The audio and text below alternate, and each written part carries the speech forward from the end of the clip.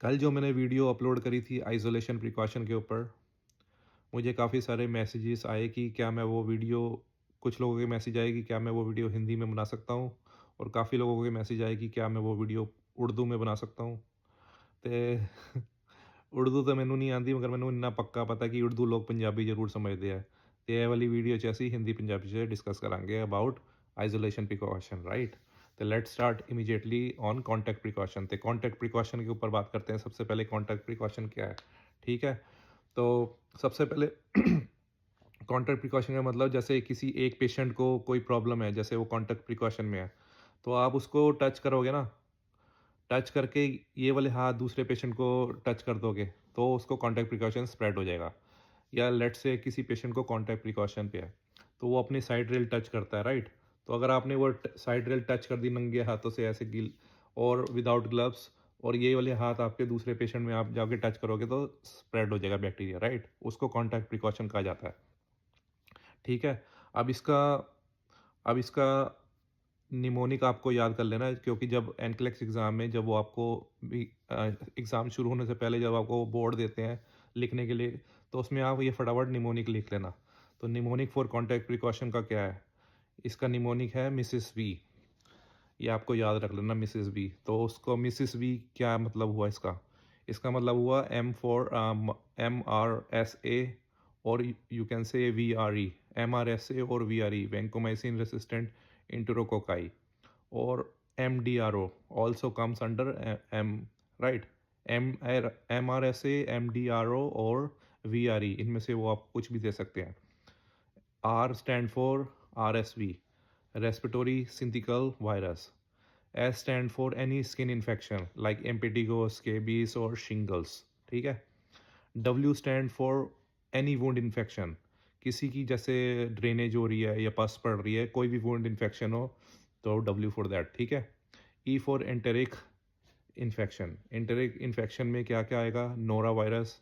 सी डिफ very important है, सी डिफ और rota virus. तो ई फॉर आई इन्फेक्शन, जैसे कि कंजंक्टिवाइटिस और पिंक आई, ठीक है।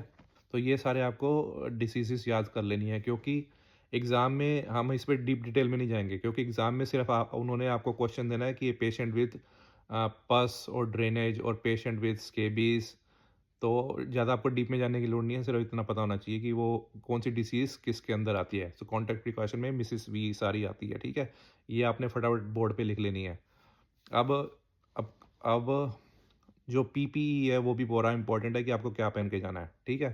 क्या पहन के जाओगे, तो सबसे पहले तो ग्लव्स एंड गाउन पहनने हैं। Gloves and gown under contact precaution, ठीक है। अनदर वेरी इंपॉर्टेंट थिंग कि जैसे आपको क्वेश्चन में अगर तो उन्होंने बेसिक पूछा है patient patient is on contact precaution तो नर्स ने क्या पहनना है, तो ग्लव्स एंड गाउन पहनना है, ठीक है।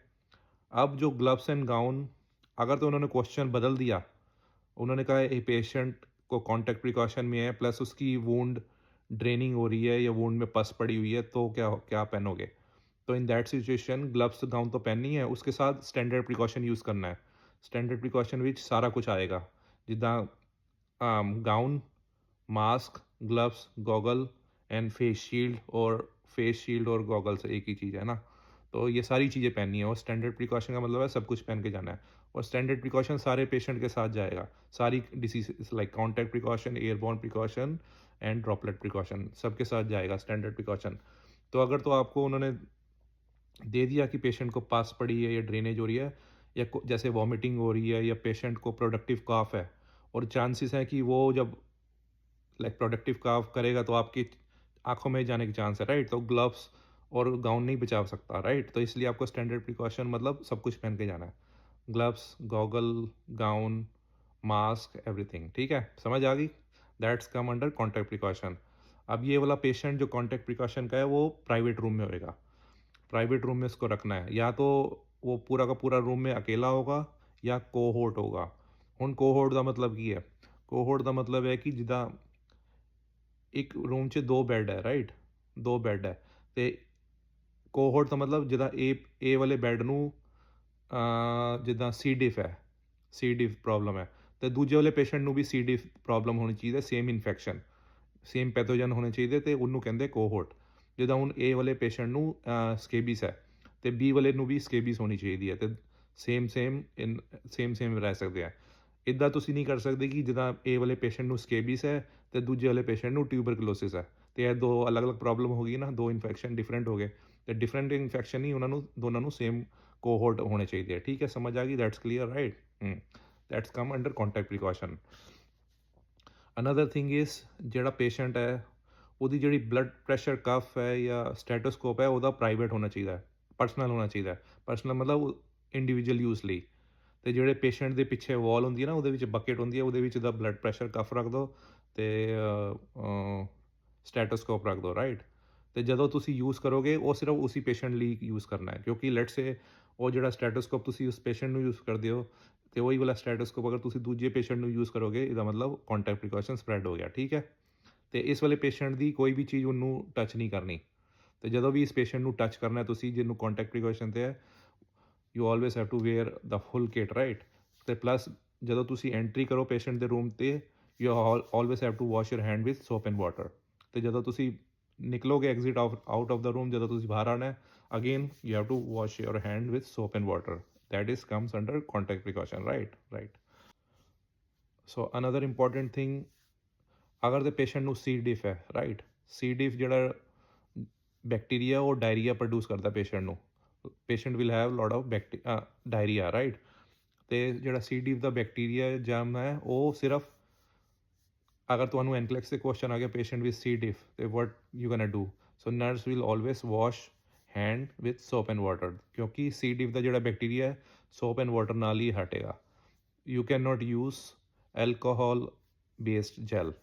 ਐਲਕੋਹਲ ਬੇਸਡ ਜੈਲ ਯੂਜ਼ਲੈਸ ਹੈ, ਉਹ ਯੂਜ਼ ਨਹੀਂ ਕਰ ਸਕਦੇ, ਓਕੇ? ਅਤੇ always wash your hand with soap and water under contact precaution under C diff patient, right? ਹੁਣ ਅਸੀਂ ਡਿਸਕਸ ਕਰਾਂਗੇ ਏਅਰਬੋਰਨ ਪ੍ਰੀਕਾਸ਼ਨ, ਠੀਕ ਹੈ? Airborne precaution, what is airborne precaution?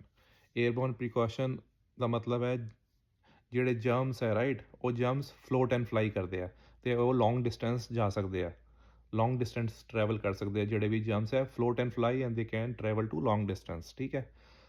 अब इसके अंदर क्या क्या इसके अंदर का जो निमोनिक है आपको याद रख लेना है। इसका अंदर का निमोनिक है my chicken has TB, my chicken has TB. तो एम स्टैंड फॉर मीजल्स और रूबेला, ठीक है? C for chicken pox, varicella. H for herpes zoster, disseminated shingles and T for tuberculosis. So ये वाली डिसीज़ अंडर एयरबॉर्न के अंदर आती है, ठीक है? अब आपने पेशेंट को प्राइवेट नेगेटिव प्रेशर रूम में रखना है और जो हेल्थ केयर स्टाफ है उसको N95 मास्क मस्ट पहनना है। N95 फिटेड मास्क जिसको कहा जाता है, इसकी N95 फिटेड मास्क इंडिविजुअल का टेस्ट होता है और वंस ए ईयर होता है और आपके साइज़ का ही वो बना के देंगे, ठीक है? ये पता होना चाहिए। N95 required, patient is gonna be on private room, negative pressure private room, ठीक है? और अब नेगेटिव प्रेशर का क्या मतलब हुआ? नेगेटिव प्रेशर रूम का नेगेटिव प्रेशर रूम का मतलब हुआ कि पेशेंट का जो डोर है वो हर समय क्लोज रहेगा। You have to know that, ठीक है? पेशेंट का डोर हर समय बंद रखना है, खोल नहीं सकते। क्यों नहीं खोल सकते?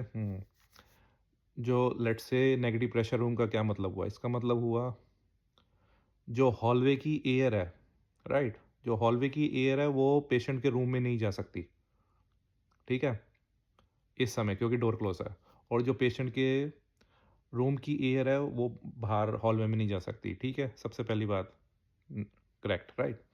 अब नेक्स्ट थिंग जो जानने वाली बात है, जो पेशेंट के रूम की जो एयर है ना वो लो है, लो क्वांटिटी में है, और जो हॉलवे की आउटसाइड जो एयर है वो ज़्यादा क्वांटिटी में है। तो नाउ अब जैसे कि आप पेशेंट के रूम में एंट्री करते हो तो जो बाहर की एयर जो जो जो काफ़ी सारी है क्वांटिटी में, वो जैसे ही आप डोर खोलोगे पेशेंट के रूम में जाएगी, लाइक। तो पेशेंट के जो रूम में जो लो एयर है वो उसके पेशेंट के रूम में एग्जॉस्ट फैन लगे होते हैं या काफ़ी सारे मशीन के थ्रू जो सेटिंग की होती है, जो exhaust fan time to time वो एयर खींचता रहता है, ठीक है? और ऊपर फिल्टर लगे होते हैं जो कि हिप्पा फिल्टर, जो कि वो बैड जो एयर है पेशेंट के रूम में वो सारी सक करके बाहर भेज देते हैं। तो नेगेटिव प्रेशर रूम का मतलब ये हुआ। ਤੇ ਤੁਸੀਂ ਹੁਣ ਕਦੀ ਨੋਟ ਕੀਤਾ ਹੋਏਗਾ ਜਦੋਂ ਤੁਸੀਂ ਆਪਣੇ ਡੋਰ 'ਤੇ ਖੜੇ ਹੁੰਦੇ ਹੋ, ਰਾਈਟ, ਅਤੇ ਜਦੋਂ ਤੁਸੀਂ ਡੋਰ ਖੋਲ੍ਹਦੇ ਹੋ ਤਾਂ ਤੁਸੀਂ ਨੋਟ ਕਰਦੇ ਹੋਗੇ ਕਿੰਨੀ ਠੰਡੀ ਹਵਾ ਤੁਹਾਡੇ ਸਿੱਧਾ ਵੱਜਦੀ ਹੈ ਮੂੰਹ ਤੇ ਆ ਕੇ, ਰਾਈਟ? ਤੇ ਤੁਸੀਂ ਆਹਾ ਮਜ਼ਾ ਆ ਗਿਆ, ਰਾਈਟ ਕਰਦੇ ਹੋ ਨਾ? ਤੇ ਉਹੀ ਗੱਲ ਹੈ, ਤੁਹਾਡੇ ਘਰ ਦੇ ਅੰਦਰ ਦੀ ਜਿਹੜੀ ਏਅਰ ਹੈ ਉਹ ਥੋੜ੍ਹੀ ਕਮ ਹੈ, ਤੇ ਜਿਹੜੀ ਬਾਹਰ ਆਊਟਸਾਈਡ ਦੀ ਏਅਰ ਹੈ ਬਹੁਤ ਜ਼ਿਆਦਾ ਹੈ। ਤੇ ਜਦੋਂ ਡੋਰ ਖੋਲ੍ਹਦੇ ਹੋ ਉਹ ਸਾਰੀ ਹਵਾ ਅੰਦਰ ਆਉਂਦੀ ਹੈ, ਰਾਈਟ? ਤੇ ਇਸ ਤਰ੍ਹਾਂ ਹੀ ਨੈਗੇਟਿਵ ਏਅਰ ਪ੍ਰੈਸ਼ਰ ਦਾ ਹੈ। ਤੇ ਜਿਹੜੀ ਪੇਸ਼ੈਂਟ ਦੇ ਰੂਮ ਦੀ ਏਅਰ ਹੈ ਉਹ ਬਾਹਰ ਨਹੀਂ ਜਾ ਸਕਦੀ, ਕਿਉਂਕਿ ਜਦੋਂ ਡੋਰ ਖੁੱਲ੍ਹਦਾ ਤਾਂ ਜਿਹੜੀ ਕਮ ਕੁਆਂਟਿਟੀ ਉਹ ਇੱਦਾਂ, ਜਿਹੜੀ ਜ਼ਿਆਦਾ ਕੁਆਂਟਿਟੀ ਉਹਨੂੰ ਫੋਰਸ ਕਰਦੀ ਹੈ। ਤੇ ਸਿਰਫ ਇਟਸ ਓਕੇ ਕਿ ਜਿਹੜੀ ਹਾਲਵੇ ਦੀ ਏਅਰ ਹੈ ਉਹ ਪੇਸ਼ੈਂਟ ਦੇ ਰੂਮ 'ਤੇ ਜਾ ਸਕਦੀ ਹੈ, ਮਗਰ ਪੇਸ਼ੈਂਟ ਦੇ ਰੂਮ ਦੀ ਜਿਹੜੀ ਏਅਰ ਹੈ ਬਾਹਰ नहीं आ सकती। तो this is call negative pressure room, ठीक है? तो हर घंटे में 5 से 6 बार वो कुछ मशीनें चलाते हैं जिससे वो सक एयर करती रहती है। तो 5 to 6 air must change in per hour. ये याद करने वाली बात है, ठीक है? तो याद कर लो। अब अनदर थिंग इज़, अब जैसे कि पेशेंट का डोर क्लोज रखना है हर समय, राइट? अब उसकी जैसे कोई अपॉइंटमेंट है, जैसे हॉस्पिटल में उसकी कोई अपॉइंटमेंट कह लो कि जैसे उसको लैब ड्रॉ कराने जाना है, या उसको अल्ट्रासाउंड कराने जाना है, या उसको चेस्ट एक्सरे कराने जाना है। तो जब आप उसको पेशेंट को ट्रांसपोर्ट कर रहे हो तो उसको सर्जिकल मास्क लगाना ज़रूरी है। ये एनक्लेक्स में बहुत पूछा जाता है कि जब patient is going for appointment, what thing required, so only surgical mask is required. Surgical mask लगा के आप उसको ले जा सकते हो। प्लस अनदर इम्पॉर्टेंट थिंग कि लिमिट द, आपको लिमिट करने हैं कि उसके ज़्यादा विजिटर ना आए। लिमिट द, ज़्यादा विजिटर ना आए और उसकी अपॉइंटमेंट भी लिमिटेड होगी ताकि वो ज़्यादा रूम से बाहर एक्टिविटी के लिए ना जा सके। तो this is comes under airborne precaution, ठीक है? क्लियर है एवरीथिंग, है ना? Okay. Now final thing is droplet. एक और बात, जो एयरबॉर्न प्रिकॉशन के जो पार्टिकल्स है ना, जैसे मैंने बताया वो फ्लोट एंड फ्लाई करते हैं और वो दूर लॉन्ग जा सकते हैं हवा में। तो और उसके पार्टिकल बहुत छोटे होते हैं, और N95 मास्क ही है जो उसको बचाता है आपके नोस में जाने से। उसके पार्टिकल बहुत छोटे होते हैं, ये बात याद रखने वाली है। अब हम ड्रॉपलेट के बारे में डिस्कस करते हैं। तो ड्रॉपलेट का मतलब क्या हुआ? ड्रॉपलेट का मतलब हुआ कि जैसे कोई पेशेंट है, right? Droplet precaution, now we are talking about droplet precaution. उसका मतलब हुआ कि जैसे पेशेंट, अब जैसे वो पेशेंट कफ करता है या स्नीज करता है या टॉक करता है, तो जो उसके मुंह से बैक्टीरिया हैं, जैसे उसने स्नीज करी, तो स्नीज का मतलब, स्नीज करने के बाद जो बैक्टीरिया निकलते हैं मुंह से, वो 3 फीट से ज़्यादा ट्रैवल नहीं कर सकते। जैसे किसी ने छींक मारी तो वो ड्रॉपलेट मुंह से निकलेंगे और वो सीधा मतलब ड्राई आउट हो जाएंगे, तो 3 फीट से ज़्यादा जा नहीं सकते। अब दैट इज़ इम्पॉर्टेंट थिंग। तो जब नर्स उससे एंट्री करे रूम में तो क्या क्या पहनना है? तो सर्जिकल मास्क पहनना है। सर्जिकल मास्क सिर्फ पहनना है, और जो ड्रॉपलेट है वो 3 फीट से ज़्यादा ट्रैवल नहीं कर सकता, तो 3 फीट के डिस्टेंस में नर्स ने खड़ा होना है, ठीक है? और अनदर थिंग इज़, जो मैंने सबसे पहले कॉन्टैक्ट प्रिकॉशन में बताया कि जो पीपीई किट है ये वेरीज है, ये चेंज होती रहेगी हर समय। अगर आपको डिसीज़ वो ऐड करते जाएंगे तो आपको उस हिसाब से चीज़, PPE gown standard precaution add करना है। अब जैसे लेट्स से कि उन्होंने क्वेश्चन दे दिया, पेशेंट ड्रॉपलेट प्रिकॉशन पे है मगर उसको वूंड भी है जो कि ड्रेनिंग हो रही है और जो उसको पस है ये, तो इसका मतलब पेशेंट ने, जो नर्स है, उसको सर्जिकल मास्क तो पहनना ही है, उसके साथ साथ गाउन गूगल सब कुछ पहनना है ताकि अपनी बॉडी भी प्रोटेक्ट कर सके, और जो उसके बॉडी के एक्सपोजर है वो उसकी आँखों में या नोज़ में या कहीं जा ना सके। तो टाइम टू टाइम आपको पीपीई चेंज करनी पड़ेगी, ठीक है? एक ही चीज़ नहीं पहन सकते कि मतलब अगर ड्रॉपलेट में सिर्फ सर्जिकल मास्क पहन के चले गए, ऐसा नहीं होगा। अगर वो आपको बेसिक क्वेश्चन देंगे तब आप सर्जिकल मास्क पहन सकते हो, मगर अगर उन्होंने ऐड कर दिया कि patient also has diarrhoea, patient also has wound infection, patient is vomiting, तो आपको time to time standard precaution जिसमें आपको सब कुछ पहन के जाना पड़ेगा, ठीक है? तो ये आता है अंडर ड्रॉपलेट प्रिकॉशन। जो एयरबॉर्न प्रिकॉशन का जो पार्टिकल था वो बहुत छोटा होता है, इसलिए आपको N95 मास्क पहनना होता है, राइट? मगर जो ड्रॉपलेट द पार्टिकल है वो large enough and surgical mask enough है आपके नोस बचाने के लिए, ताकि आपके नोस में ना वो घुस जाए, ठीक है? तो that's come under droplet precaution. अब आपको डिसीज़ पता होनी चाहिए कि ड्रॉपलेट में क्या क्या आती हैं। तो इसमें आपको निमोनिक याद रखना है, स्पाइडरमैन। स्पाइडरमैन का मतलब एस फॉर सेप्सिस, काफ़ी सारी हैं, है ना? S for sepsis, scarlet fever, streptococcal pharyngitis, P for porovirus, B19 pneumoniae, pertussis, I for influenza, D for diphtheria, pharyngeal, E for epiglottis, rubella, mumps, meningitis, mycoplasma, N for adenovirus. So also patient को आपको private room में रखना है, और या तो cohort.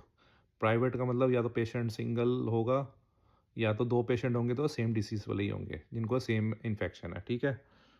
और अगर patient again as patient going for any appointment, जैसे अल्ट्रासाउंड या लैब वर्क, चेस्ट एक्सरे कराने जा रहा है, तो ट्रांसपोर्ट के दौरान उसको सर्जिकल मास्क लगाना ज़रूरी है। ये भी इंपॉर्टेंट थिंग है, ठीक है?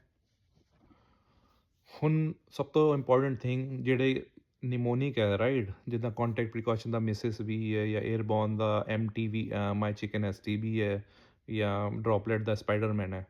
ਅਗਰ ਇੰਨਾ ਯਾਦ ਰੱਖਣ ਨਾਲ ਤੁਸੀਂ ਪਾਸ ਨਹੀਂ ਕਰ ਸਕਦੇ, ਕਿਉਂਕਿ ਤੁਹਾਨੂੰ ਜਿਹੜੀ ਇਹ ਇਨਫੈਕਸ਼ਨਸ ਹੈ, ਡਿਸੀਜ਼ਜ਼ ਹੈ, ਤੁਹਾਨੂੰ ਪਤਾ ਹੋਣੀ ਚਾਹੀਦੀ ਹੈ, ਅਤੇ ਇਹੀ ਮੇਨ ਚੀਜ਼ ਹੈ। ਬਾਕੀ ਨਿਮੋਨਿਕ ਯਾਦ ਕਰਕੇ ਤੁਸੀਂ ਕੀ ਕਰ ਲਓਗੇ, ਉਹ ਸਿਰਫ ਤੁਹਾਨੂੰ ਹੈਲਪ ਕਰੇਗਾ, ਜਿੱਦਾਂ ਉਹ ਦੱਸ ਦੇਗਾ ਮਾਈ ਚਿਕਨ STB, ਮਗਰ ਮਾਈ ਦਾ ਮਤਲਬ ਤੁਹਾਨੂੰ ਪਤਾ ਹੀ ਨਹੀਂ ਹੋਗਾ, ਅਤੇ ਤੁਸੀਂ how you can crack the answer, ਹੈ ਨਾ? ਡਿਸੀਜ਼ ਹੀ ਨਹੀਂ ਪਤਾ ਹੋਏਗੀ, ਮਾਈ ਚਿਕਨ ਸੀ ਦਾ ਮਤਲਬ ਕੀ ਹੈ, ਚਿਕਨ ਦਾ ਮਤਲਬ ਚਿਕਨ ਪੌਕਸ। ਇੱਦਾਂ ਸਾਨੂੰ ਡਿਸੀਜ਼ ਪਤਾ ਹੋਣੇ ਚਾਹੀਦੇ, without that is ਗੋਨਾ be very hard for you two pass the exam, ਹੈ ਨਾ? ਅਤੇ ਪਲੱਸ ਮੇਨ ਚੀਜ਼ ਤਾਂ ਇਹੀ ਹੈ ਇਨਫੈਕਸ਼ਨ ਕੰਟਰੋਲ ਦੀ, ਜਿਹੜੇ ਤੁਹਾਨੂੰ ਡਿਸੀਜ਼ ਪਤਾ ਹੋਣੀ ਚਾਹੀਦੀ ਹੈ, ਕਿਉਂਕਿ ਉਹਨਾਂ ਨੇ ਤੁਹਾਨੂੰ ਕੁਐਸਚਨ ਦੇਣਾ, patient with scabies comes under what precaution. So scabies ਦਾ ਮਤਲਬ ਸਕਿਨ ਪ੍ਰੋਬਲਮ ਹੈ, ਰਾਈਟ? ਅਤੇ and comes under contact precaution. ਅਤੇ ਇੱਦਾਂ ਤੁਹਾਨੂੰ ਡਿਸੀਜ਼ਿਸ ਪਤਾ ਹੋਣੀ ਚਾਹੀਦੀ ਕਿ MRSA ਕਿਹਦੇ ਅੰਦਰ ਆਉਂਦਾ ਹੈ, ਕਿ ਟਿਊਬਰਕਲੋਸਿਸ ਕਿਹਦੇ ਅੰਦਰ ਆਉਂਦਾ ਹੈ, ਅਤੇ ਉਹਦੇ ਹਿਸਾਬ ਨਾਲ ਤੁਸੀਂ ਇਹ ਆਨਸਰ ਕਰੈਕ ਕਰ ਸਕਦੇ ਹੋ। So that's all about infection control, ਹੈ ਨਾ? ਅਤੇ ਜਦੋਂ ਹੁਣ ਤੁਸੀਂ ਐਗਜ਼ਾਮ ਲੈਣ ਜਾਓ, ਤਾਂ ਸਭ ਤੋਂ ਪਹਿਲਾਂ ਜਿੱਦਾਂ ਤੁਹਾਨੂੰ ਬੋਰਡ ਦਿੰਦੇ ਆ ਨਾ ਲਿਖਣ ਲਈ, ਤੁਸੀਂ ਫਟਾਫਟ ਆਪਣੇ ਸਾਰੇ ਦੇ ਸਾਰੇ ਵਾਲੀ ਨਿਮੋਨਿਕ ਲਿਖ ਕੇ, ਸਾਰੇ ਦੇ ਸਾਰੇ ਡਿਸੀਜ਼ ਲਿਖ ਕੇ ਤਿਆਰ ਰਹੋ ਕਿ ਓਕੇ ਆਮ ਰੈਡੀ। ਅਤੇ ਜਦੋਂ ਵੀ ਕੋਈ ਕੁਐਸਚਨ ਆਏਗਾ, ਤੁਹਾਨੂੰ ਟਾਈਮ ਵੇਸਟ ਨਹੀਂ ਕਰਨਾ ਪਏਗਾ, ਯੂ ਆਰ ਰੈਡੀ, ਹੈ ਨਾ? So good luck. ਰਾਈਟ ਦਿਸ ਜਿਹੜੀ ਇਨਫੋਰਮੇਸ਼ਨ ਸ਼ੇਅਰ ਕੀਤੀ ਹੈ ਨਾ, ਉਹ ਸਕਰੀਨ 'ਤੇ ਤੁਸੀਂ ਆਪਣੇ ਨੋਟਪੈਡ 'ਤੇ ਜਾਂ ਕਿੱਧਰ ਵੀ ਲਿਖ ਲਓ, ਅਤੇ ਜਦੋਂ ਤੁਸੀਂ ਸਟੱਡੀ ਕਰੋਗੇ ਤਾਂ ਅੱਛੀ ਤਰ੍ਹਾਂ ਸਟੱਡੀ ਕਰ ਪਾਓਗੇ, ਹੈ ਨਾ? Good luck.